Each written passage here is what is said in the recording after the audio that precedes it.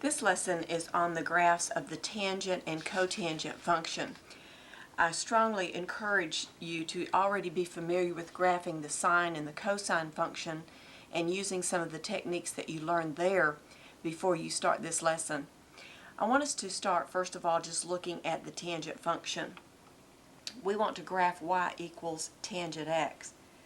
Now, as we did with the sine and cosine graphs, we're going to start with looking at a table of values for the tangent function. I want to remind you again that when we're graphing on this xy axis, these are real number values. So again, we're working in radians here for x, not in degrees. So we'll be choosing radian values, and we'll be using some of our special angles that we already know the tangent values of. So let's take a look at this table that I have started for you. Notice that I started out with x equals 0, and the tangent of 0 is 0. Then I chose the special angle pi over 6. Remember, that's like 30 degrees. And if you recall from your special 30-60 triangle, the tangent of 30 degrees, or pi over 6, is 1 over the square root of 3. Now I put that exact value there. Again, as we did with sine and cosine, I have used my calculator.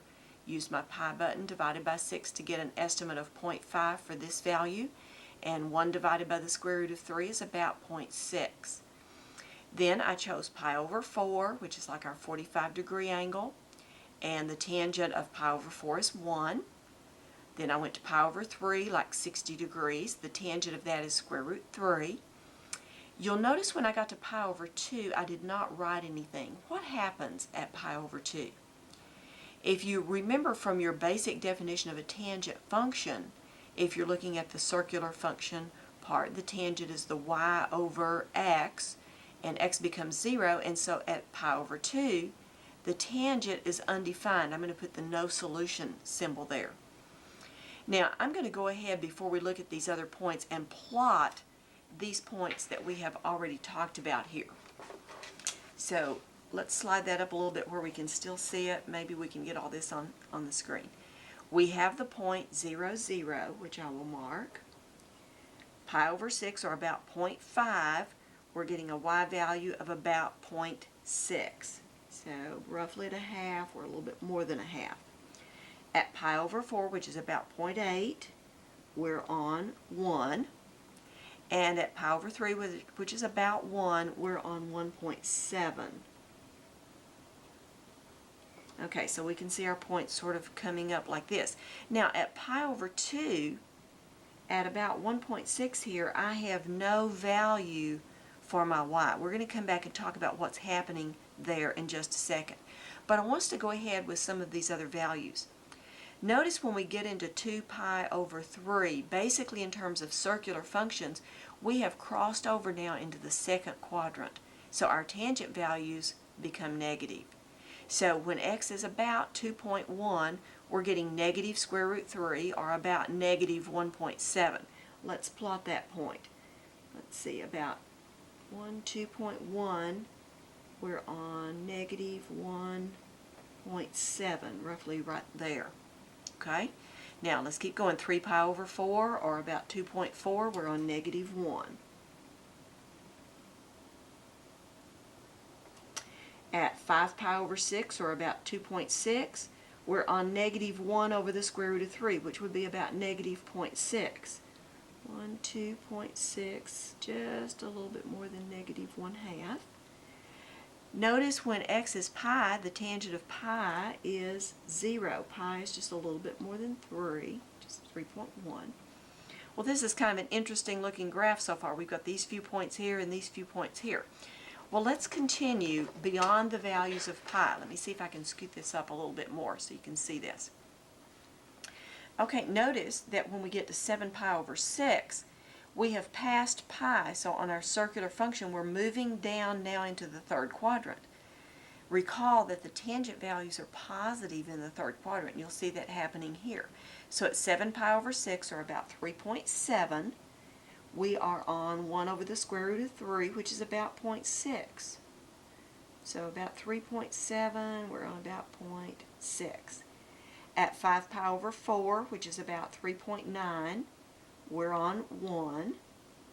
And at 4 pi over 3, which is about 4.2, we are on the square root of 3, which is about 1.7. Notice how these points are repeating the y values that we had here. Notice again at 3 pi over 2 what happens. Our tangent is undefined there.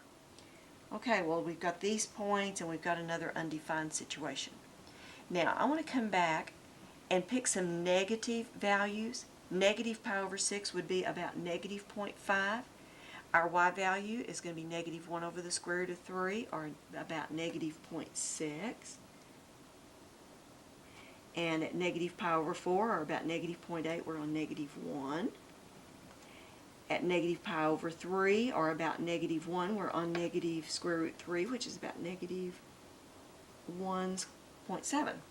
Now, I think you can begin to see the repetition in our graph. Do you recall what we mean when a graph repeats itself? This is a periodic function again. We mentioned in our lesson on sines and cosines that a periodic function is one where we get the same values if we add a certain amount to our x. Now I want you to notice at x equals 0, we're on 0. We're also on 0 at x equal pi. Notice that each of these values of y, as they repeat, they are repeating if we move over a distance of pi. The tangent of x is the same thing as the tangent of x plus pi. Remember from your definition of periodic function, the smallest number that you can add to your x and get the same value out of your function that you got for x, that will be the period. So our tangent function is a periodic function with a period of pi. It repeats its graph every distance of pi units. Now, we still have not really completed this graph, so I want to do a little bit of talking about what happens between these values right here. Notice at pi over 3, we were at 1.7. When we got to pi over 2, we had no answer. So I'm a little curious about what's happening between these two x values of 1 and about 1.6. So what I'm going to encourage you to do is to get your calculator. Be sure that your calculator is set for radian measure, and we're going to choose some numbers between 1 and 1.6 and see what happens to our tangent value. So I think first of all I'm going to do the tangent of 1.1. Okay? Well, the tangent of 1.1, I'm getting 1.96. That's almost 2. So at 1.1, I am almost at 2 for my y value. Well, let's do another one. Let's do the tangent of, let's say, 1.3. Okay? Well, the tangent of 1.3 is about 3.6. Okay, well, I'm going to get a little closer to this 1.6 thing. Let's do the tangent, let's say 1.5. Oh my goodness. When x is 1.5, the tangent value is 14.1. Look how that thing is growing. What is occurring is that as we get close to this pi over 2 value, the values of our tangent just keep increasing larger and larger and larger. What is occurring here is that we have an asymptote for this graph. You might recall from algebra that an asymptote is a line that your graph sort of gets close to and follows along beside, and in the case of vertical asymptotes, your graph never crosses that vertical line. Notice at pi over 2, I'm going to have an asymptote. Pi over 2 is just a little bit more than 1.5. Now I'm going to put a dotted vertical line in right at that x equal pi over 2 value. What's occurring, as we saw from those values we were getting, as we get closer and closer to this pi over 2 value, our y values just keep getting larger and larger. So our function is going to go up and approach this vertical asymptote. Okay? Now I'm not going to take the time necessarily to go through all of these, But notice over here where I picked these negative values, when we get to negative pi over 2, our tangent value is undefined again. And so at negative pi over 2, we have another asymptote. Well, negative pi over 2 is going to be about negative 1.7. Let me put in another dotted vertical line there. Now, the thing that happens here, remember that your tangent values were negative. So like at negative 1.3, our y value would be the negative of this 3.6. And at negative 1.5, we would get negative 14.1. So we are again approaching an asymptote, but our curve, if you will, is going down at that asymptote. Now, remember this idea of a periodic function. At negative pi over 2, I have an asymptote. At positive pi over 2, I have an asymptote. Notice this makes a total distance of pi across here, which is the length of my period. So from this asymptote, which is at pi over 2, if I go a distance of pi, well, pi over 2 plus pi gives me 3 pi over 2. Okay? So at 3 pi over 2, I'm going to have another asymptote. Well, 3 pi over 2 is about 9 over 2, if you will, so a little bit more than 4 and a half. We're going to have another asymptote, and our graph will come up and approach that asymptote, come down, approach this asymptote, and then another distance of pi, we would have another period of this graph. Notice if I go this direction, a distance of pi, there would be another asymptote over here and another period of my graph. So we will continue to get this shape of our tangent function being repeated over and over every distance of pi units. Now, as we did with the sine and the cosine, we will usually concentrate on graphing one period of our graph and then repeating that as we need it. When we graph one period of our tangent function, we concentrate on this period that is centered right here at the origin. Now I want to talk about the key points. We want to have our two asymptotes at pi over 2 right here, at negative pi over 2 right here. And then I want to talk about 3 key points. The first one is 0, 0. Now notice that the 0, 0 point is halfway between my two asymptotes. So on my tangent function, halfway between my two asymptotes, I will always be right there on 0. Okay? The other special points I want to talk about are pi over 4, 1, and negative pi over 4, negative 1. Pi over 4, if you look back at our little table here, pi over 4 is about 0.8. So at about 0.8, we're on 1, and at about negative 0.8, we're on negative 1. These 3 points are what I consider to be my key points. So from here, I will go through this key point and then simply approach my asymptote. From here, go through this key point and approach this asymptote. Now, as we learned with the sine and the cosine functions, sometimes we have other numbers involved in this equation which will alter our graph somewhat. The important thing for you to remember, however, is that the general characteristics will not change. In other words, the general shape of my tangent function will always be consistent.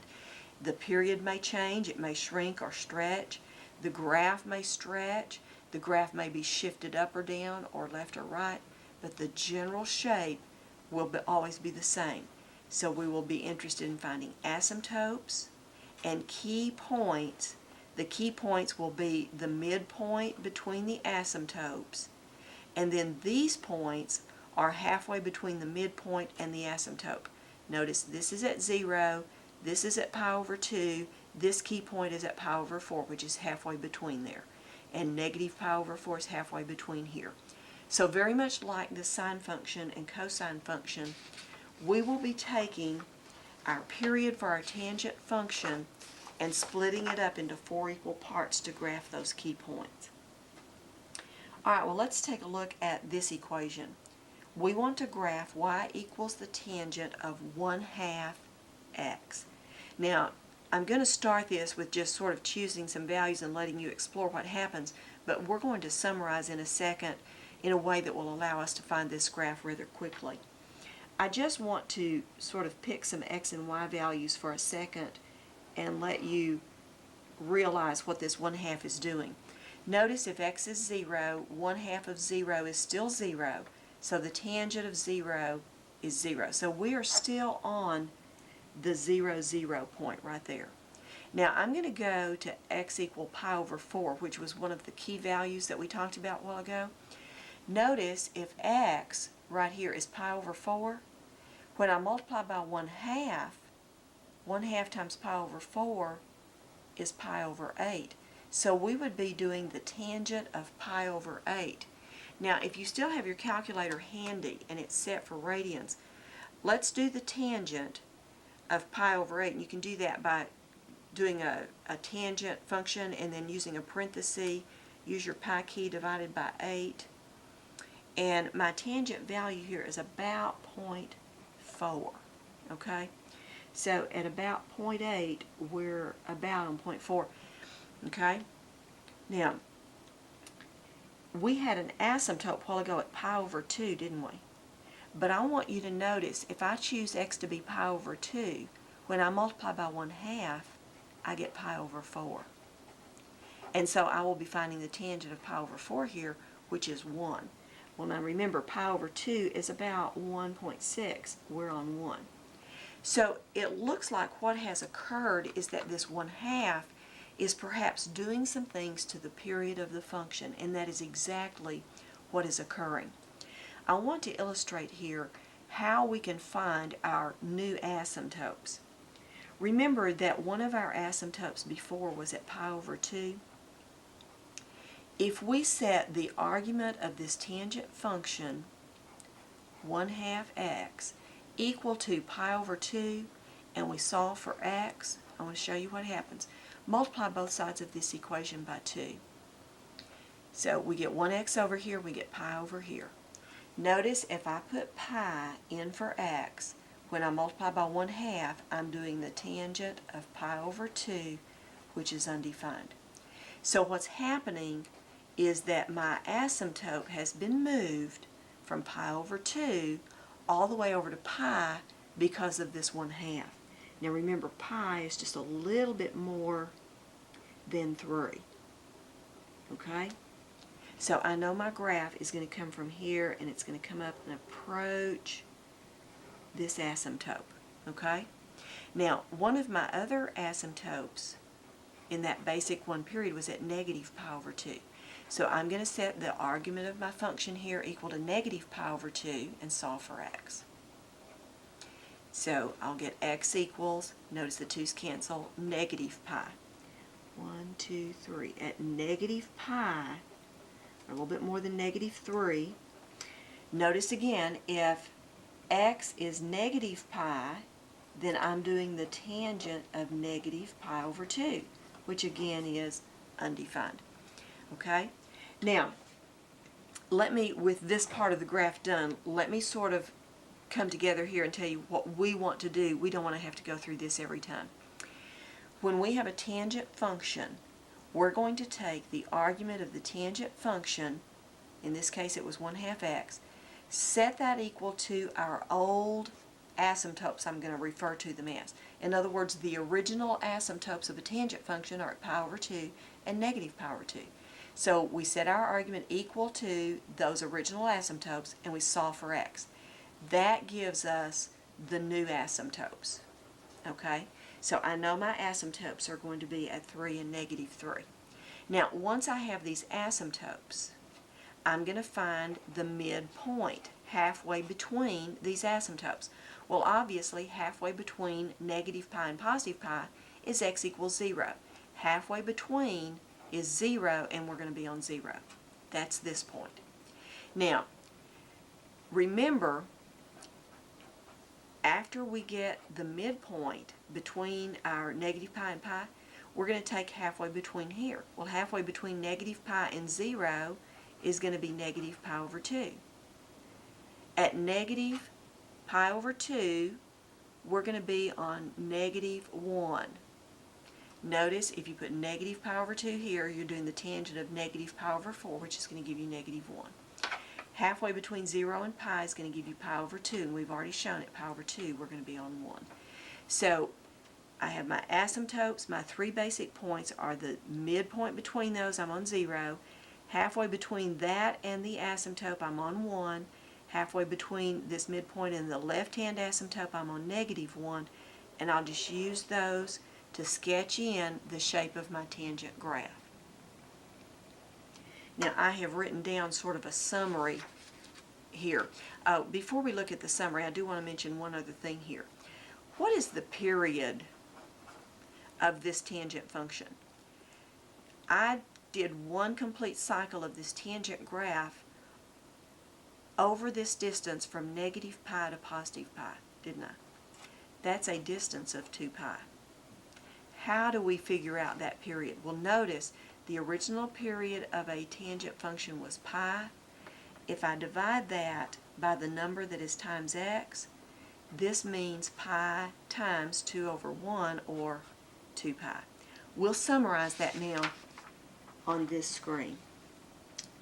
To graph one period of the tangent, place the argument of the function equal to negative pi over 2 and also equal to pi over 2 and solve for x. This gives the asymptotes. Divide this interval into 4 equal parts. Now we have not done one of these yet, but note any vertical translations or stretches that occur and whether the graph is flipped upside down or not, and graph using the three basic values and the asymptotes. We'll look at some examples here in a second where we perhaps have some translations and perhaps a stretch on the graph. By the three basic values, I'm saying after we find our asymptotes, we're going to take that interval and find the midpoint, and then halfway between the midpoint and the left asymptote, halfway between the midpoint and the right asymptote, and we're going to know how far up or down our tangent function is at those places. So let's graph 2 times the tangent of the quantity 1/2 x plus pi over 2 minus 3. Now as you look at this equation, notice this part of the equation right here is what we refer to as the argument of this tangent function. After you do this, you find the tangent. So this is what you're doing the tangent of, that's the argument. So you do this, you find the tangent, then you multiply by 2. This is going to cause a stretch. We'll talk about that. And then finally you subtract 3. Well, just like other functions, what this is going to do is going to cause a vertical translation. What's going to happen is we will go down 3 units. Okay, because when you subtract 3, it moves you down. Now, we're going to start by finding the asymptotes. Remember, in our little page here that we just looked at, we want to set the argument of the function equal to negative pi over 2 and positive pi over 2. So I'm going to take 1/2 x plus pi over 2, and I'm going to set it equal to, I guess I'll do negative pi over 2 first. Okay. Now, notice as we're solving for x, we'll subtract negative pi over 2 here. That means I'm going to have 1/2 x equals negative 1 pi, right? Okay. And then I'm going to multiply both sides by 2. X is going to equal negative 2 pi. Okay? So this is one of my asymptotes. Alright, let's take the argument of our function, 1/2 x plus pi over 2. This time we're going to set it equal to the other asymptote that we had for the original tangent function, the pi over 2, and we're going to solve. Notice here, when you subtract pi over 2, we have 1/2 x equals 0. And then when we multiply both sides by 2, we get x equals 0 is an asymptote. Okay, well let's plot those asymptotes, then we're going to talk about what happened. Now negative 2 pi is going to be approximately what? Well, 2 times 3.14, remember, is about negative 6.3 when you round off. So 1, 2, 3, 4, 5, 6.3 roughly, I'm going to sketch in an asymptote. I also have an asymptote here at x equals 0. Okay? What is the distance I'm covering here? Well, from negative 2 pi to 0 is a distance of 2 pi. My period has a length of 2 pi. Notice again, what number is times x? It's 1/2. If I take the old period of my tangent function, which was pi, and I divide by 1/2, we did that a little while ago, that flips and multiplies, and so my period is 2 pi. So we're doing good. We've got our asymptotes covering a distance that is equivalent to our period. Now, what did this pi over 2 thing do you think? It caused a shift, didn't it, to the left. It's moved everything. Remember how we used to be centered at 0? We've moved over to the left. Now, since I now know my asymptotes are at negative 2 pi and 0, I'm going to sort of divide this up. I'm going to start at negative 2 pi, I'm going to end at 0. What's halfway between 0 and negative 2 pi? Well, it's obviously negative pi, isn't it? So 1, 2, 3, halfway is about right there, okay? Halfway between negative 2 pi and negative pi would be how far? Well, remember to find a halfway point, you add these together. So if we add these together, we get negative 3 pi, and then you divide by 2.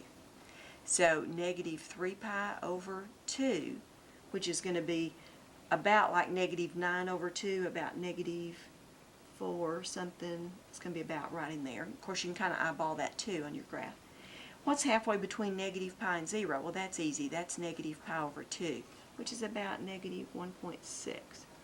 Now, I've got my asymptotes, and I've split this up into 4 equal parts. Now, I'm almost ready to finish my graph. I want to note that I have this vertical translation. Everything is going to move down 3 units. So I'm just going to take these points that we have found and move them down 3 units. Okay? And once we've done that, we're going to sort of play like this is the x-axis now. We've taken care of this vertical translation. Now, normally, halfway between the asymptotes, my function is on 0. Because of the vertical translation down, it's going to actually be down here on negative 3. Normally, halfway between here and this right-hand asymptote, which would be at this point, we're usually up on 1. That's where this comes in. If the tangent value is 1 and we multiply by 2, that point is going to move up to 2. So halfway between this asymptote and here, we're going to go up 1, 2 units. That's going to put us right there. Now I'm going to use this point and that point and come up and approach my asymptote. Okay? Now, what usually happens between this center point and this left-hand asymptote? Usually we're down on negative 1. But again, because we're multiplying by 2, that will become a negative 2. And so we will use that point to bring us down and approach this asymptote. Now we've done pretty much everything you can do to a tangent function here. This changed the period.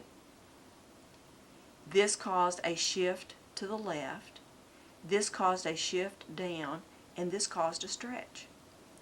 Notice, though, the key points. We found our asymptotes. Once we had those asymptotes, we split that up into 4 equal parts by finding midpoints. Then we noted our vertical translation down. And halfway between here and this asymptote, instead of being up 1, we were up 2 because we're multiplying by 2. Here is sort of a review of what we call the general tangent function. Y equals a times the tangent of b times the quantity x minus c plus d. Now, this is usually the form they'll show it to you in the textbook. I want you to notice if you multiply this out, bx minus b times c, if you just distribute that b across there, would be the argument of your function. Notice vertical asymptotes. You will solve b times x minus c, take the argument, equal either positive pi over 2 or negative pi over 2, and we'll solve for x. The phase shift, that means a horizontal shift, is given by c, and a vertical shift is given by d. Now, I did not mention here what a does. What role does a have? Well, A causes perhaps a stretch or something in our graph. Basically, that changes from that 0, 0 point over to the asymptote. Instead of being up on 1, you'll be up whatever A is telling you. Now, I want to mention here, we've been doing these tangent functions and never once have I mentioned the word amplitude. If you remember with sine and cosine, we talked about amplitude, and in fact, if we had a number in front of the sine function or the cosine function, that told us our amplitude. Well, I want to remind you, I'm just going to put this graph back up here for reference. The amplitude was found by taking the maximum, subtracting the minimum, and dividing by 2. This is amplitude. What is the maximum of my tangent function? Well, see, I don't have one because the tangent function just keeps increasing forever along that asymptote. What about a minimum? Do I have a lowest point? I don't ever.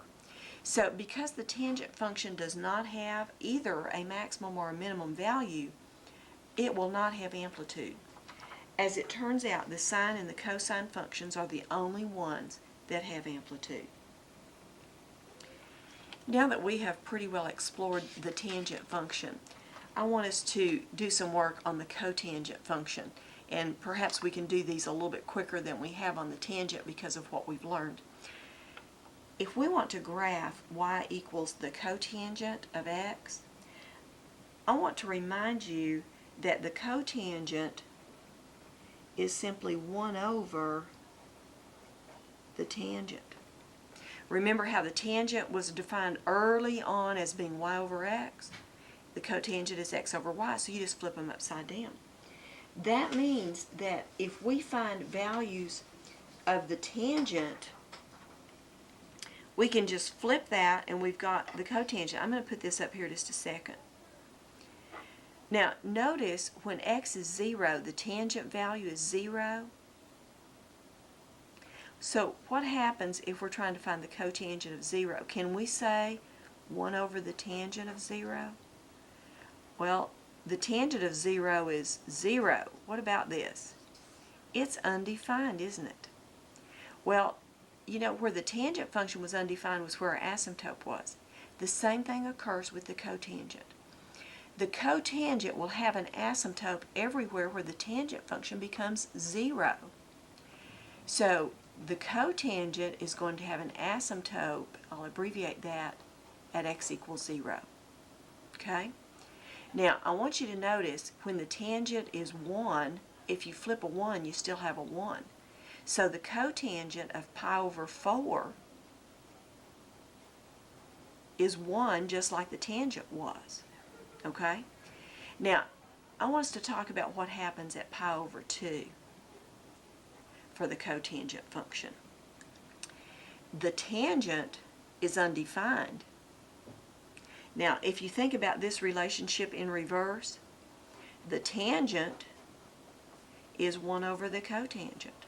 So what happens if the cotangent becomes 0? The tangent will be undefined.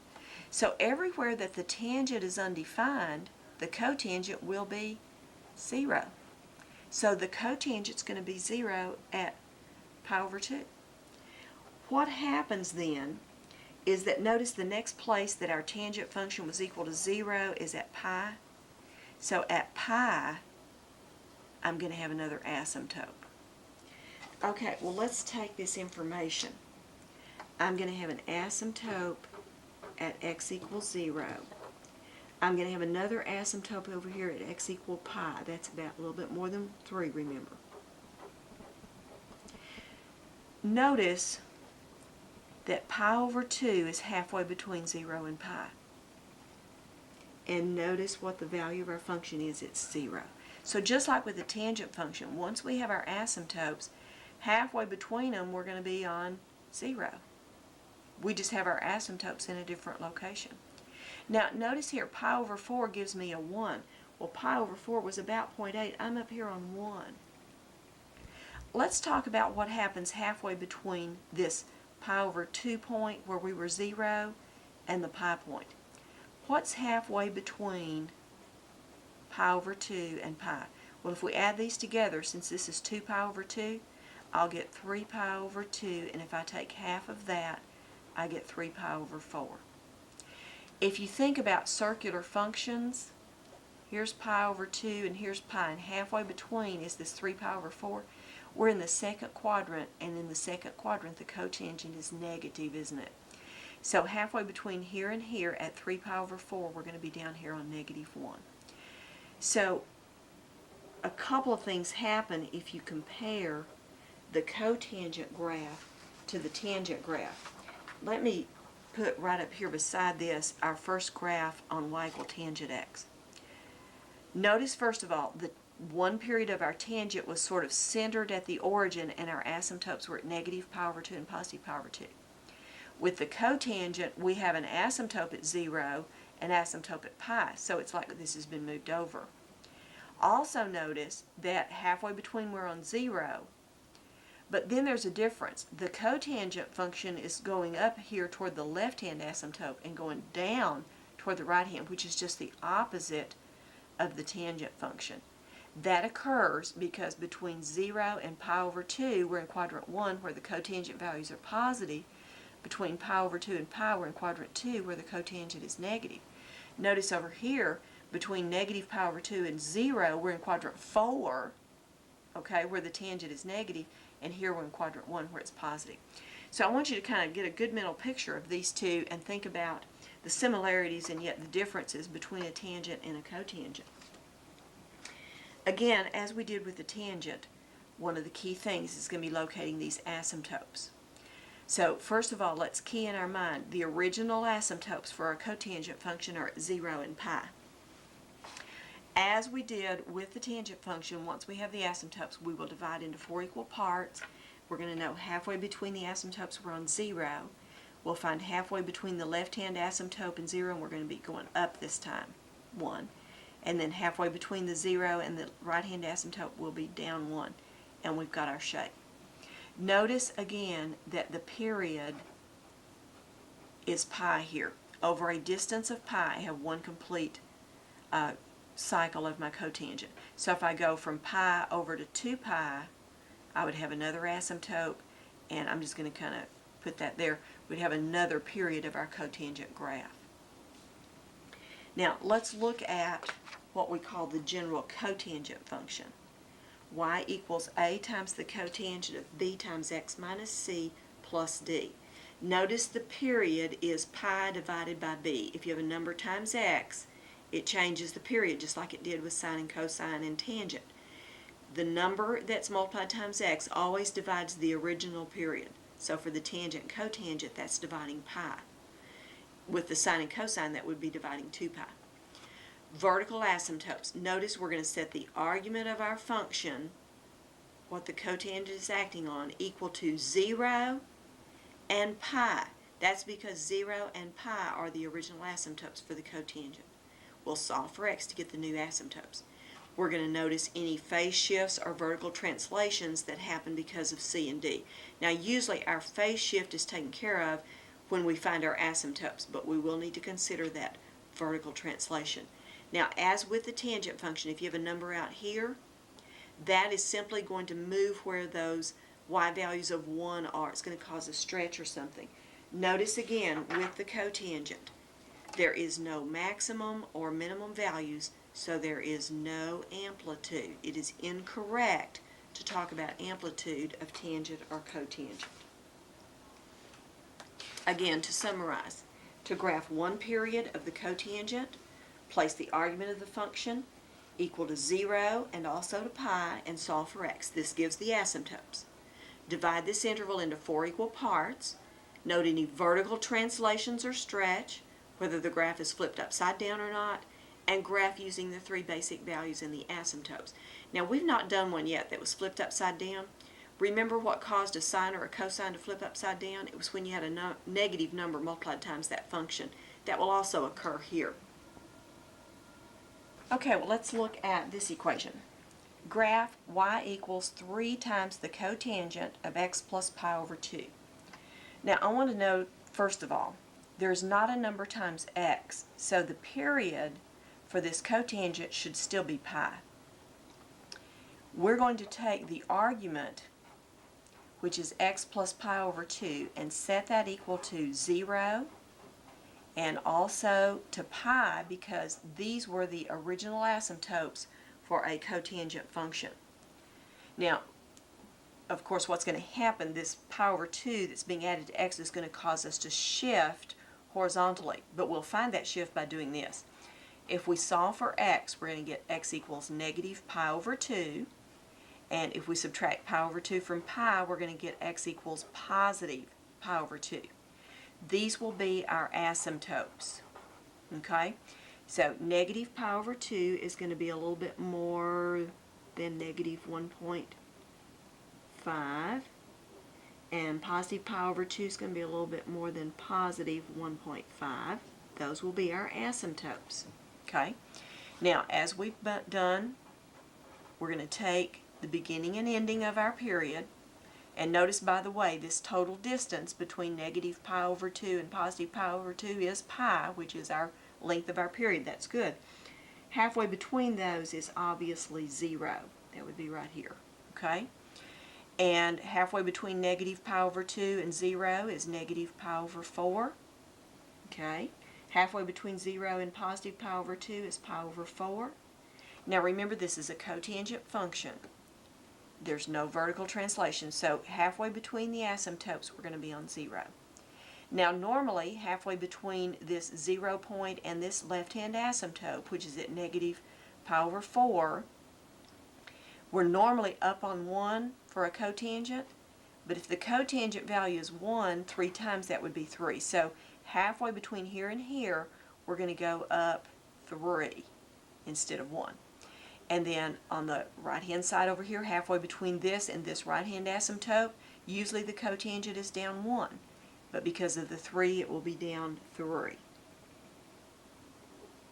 Okay, so remember, our cotangent approaches this asymptote this direction, and then it comes through and approaches this asymptote over here. Notice the general shape of the cotangent is the same as before. It's been shifted over, and it's been stretched a little because of that 3. The key points. Always good to find the period so we can check when we get our asymptotes that that's fitting that. Take our asymptotes as beginning and ending, find midpoints and quarter points, if you will, and then knowing what we know about the shape of the cotangent and taking into account this stretch that occurs, we've got a quick graph.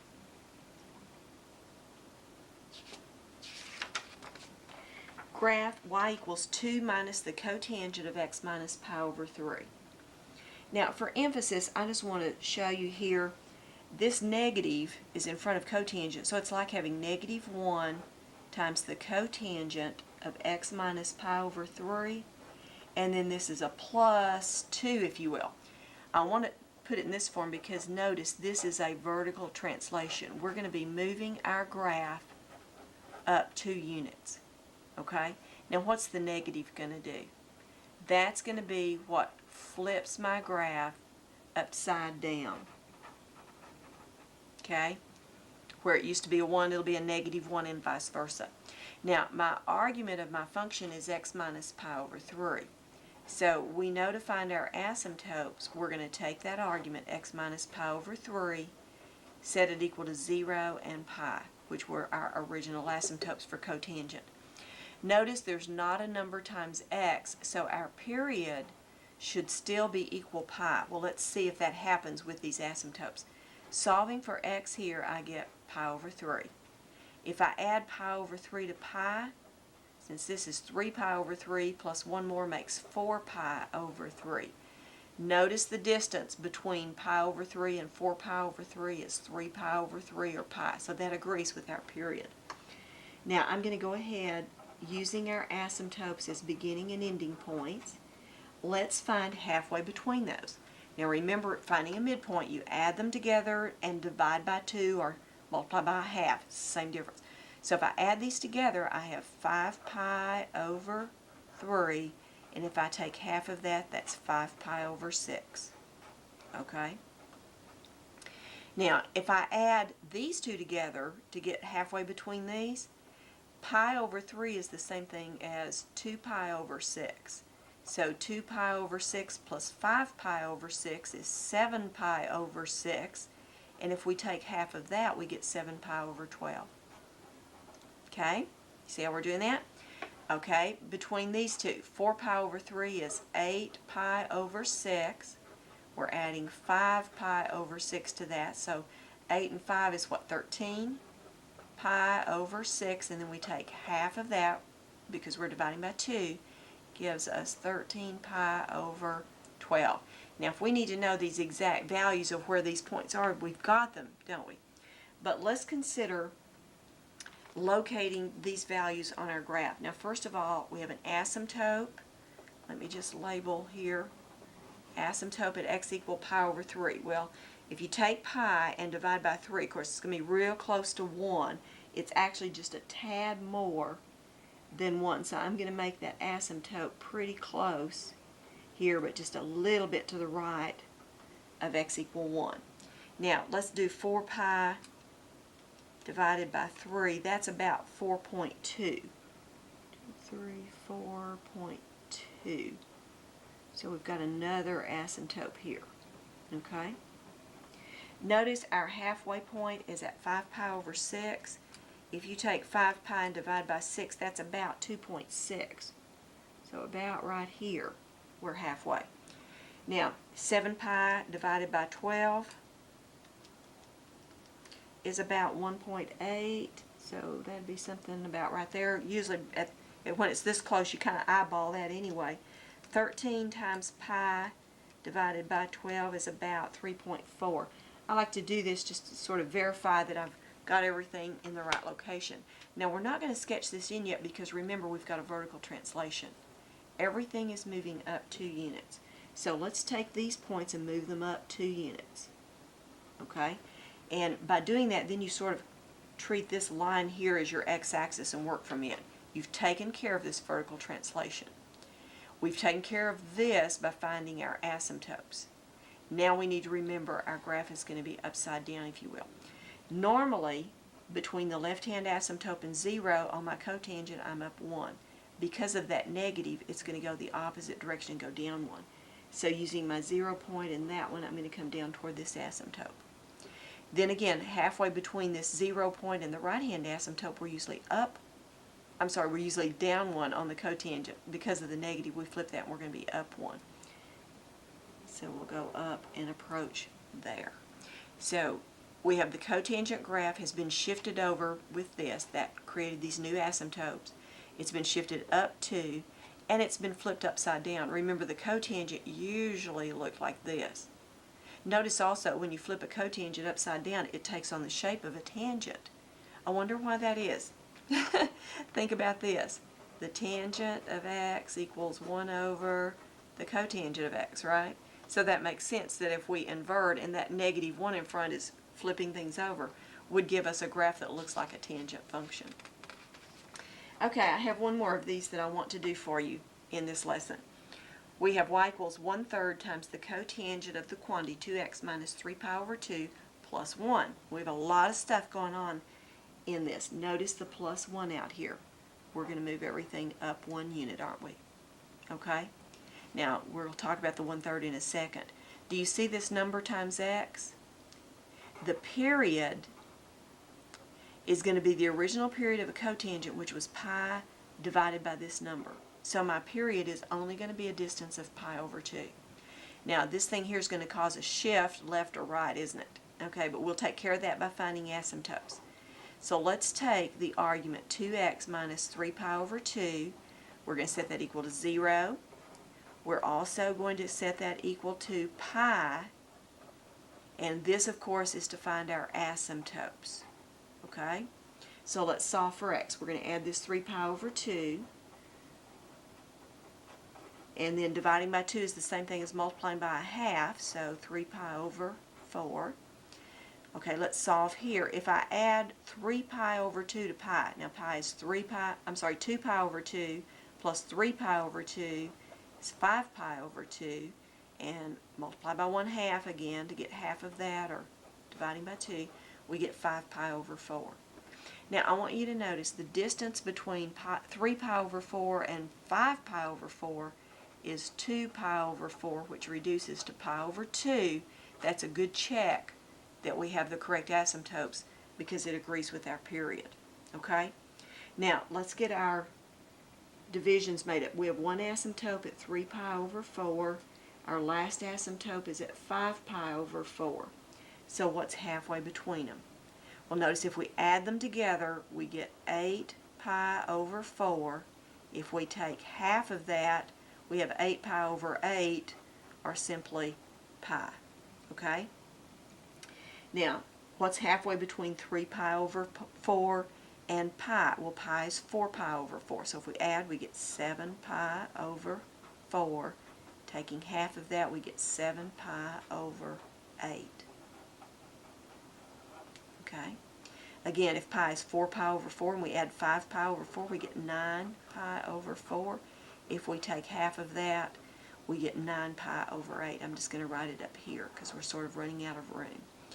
Okay, well, let's see if we can get the locations, and then we'll talk about the rest of the information here. 3 times pi divided by 4 is about 2.3.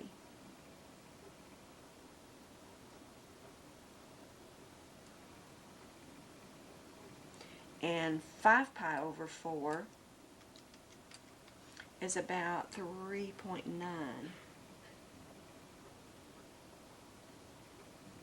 It's going to be really, really skinny in there. Notice we're only talking about a period of pi over 2, which is about 1.5 units, so we're getting pretty close there, aren't we, to that? Okay, halfway between these is pi. That's at 3.1, about right there. Okay, now these others are so small, we know exactly where they are, but I'm not going to well, I tell you what, I will do one of these, 7 times pi divided by 8, just to show you I'm getting 2.7, 2.7, just to kind of verify where halfway would be. And you can verify this other one also if you'd like.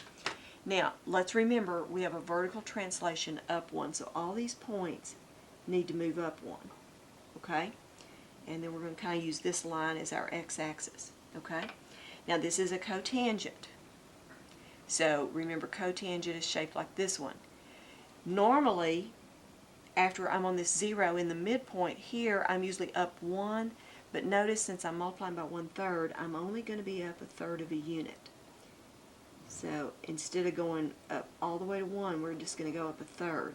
And then halfway between here, instead of being down 1, we're just going to be down 1/3.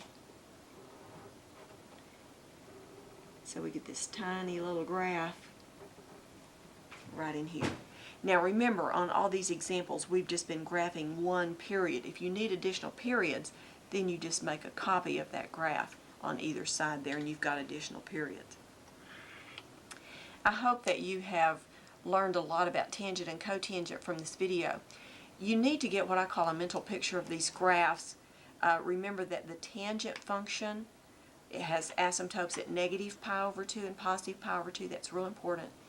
It's on 0 halfway between your asymptotes, and then it rises to the right and goes down on the left, okay? Unless it's flipped upside down, of course. With the cotangent, your asymptotes are at 0 and pi. It's on 0 halfway between them. It goes up on the left and down on the right. Again, unless it's been flipped over.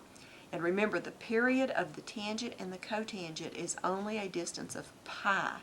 It's not 2 pi like it was for sine and cosine. This completes our lesson.